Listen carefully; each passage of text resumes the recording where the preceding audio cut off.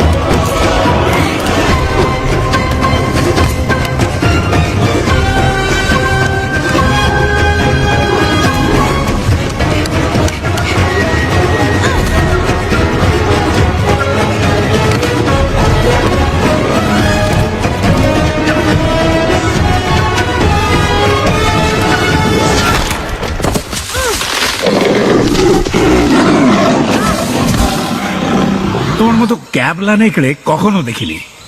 ওই ডালটারা ভাঙলে না আমি জিততাম। যদি না শেখো দলের সঙ্গে কিভাবে তাল মিলিয়ে দৌড়তে হয়, তাহলে নির্ঘাত একদিন কারোর পেটে চলে যায়। মোগলি মোগলি এখনো দুধে ভাতে, কোনোদিনও জিততে পারবে না। চলো চলো চলো উপরে উঠতে যাই। আমি তো ঠিক রাস্তাতেই যাচ্ছিলাম। নেকড়েরা কখনো গাছের আড়ালে লুকোয় না। আমি চেষ্টা করেছিলাম বাগিরা, কিন্তু গাছের ডালটাই যে ভেঙে গেল। ওটা একটা মরা গাছ ছিল। আমি কি করে জানবো যে গাছটা মরা ছিল? দেখোনি, গাছটার গা বেয়ে একটা লতানো গাছ ছিল। এসব গাছ হয় মরে গেছে, না হয় মরে যাবে। নেকড়েদের এগুলো জানতেই হয়। হ্যাঁ, ডালটা যদি না ভাঙতো তাহলে আমিই জিততাম।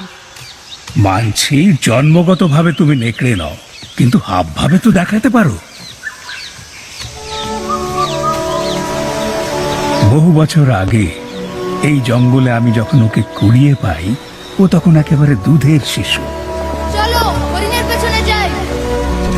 বেঁচে থাকার জন্যে ওর একটা পরিবারের দরকার ছিল, যারা ওকে রক্ষা করবে, লালন পালন করবে। তাই আমি ওকে নেকড়েদের হাতে সঁপে দিই। সবাই একজোট হও বন্ধুরা। নেকড়েদের মধ্যে আকিলা ছিল এক সৎ এবং মহৎ দলনেতা। বহু বছর ধরে ওই মোগলিকে ওদের পরিবারের সঙ্গে রেখেছে। সমস্যাটা হলো এই যে নেকড়ে শাবকেরা চোখের নিমেষে বেড়ে উঠছিল, কিন্তু মোগলির পরিণত হওয়ার কোনো লক্ষণই দেখা যাচ্ছিল না। মোগলি আমাকে কোলে তোলো। আগে আমাকে। এখন না। রকসাই ওকে বড় করে তুলছিল। মা বলতে মোগলি শুধু ওকেই বুঝতো। এসো না খেলি। আমার খেলতে ভাল লাগছে না। তুমি তো আমার দাদা, খেলতেই হবে তোমায়। চলো না ইঁদুর ধরা যাক। কেমন হলো আজকে? আমি আজও পারিনি। মন খারাপ করো না সোনা, তুমি ঠিক শিখে যাবে। সবাই আইনটা একবার বলো দেখি। জঙ্গলের আইন হলো আকাশের মতো অবিনশ্বর এবং সত্য। যে করবে মান্য তার হবে অগ্রগতি, যে করবে অমান্য তার হবে দুর্গতি। গাছের কেউ আঁকড়ে থাকে যেমন লতা, তেমন জঙ্গলে ছেয়ে থাকে আইনের কথা। নেকড়েরা জানে একতাই বল, নেকড়েদের শক্তি হলো নেকড়েদের দল।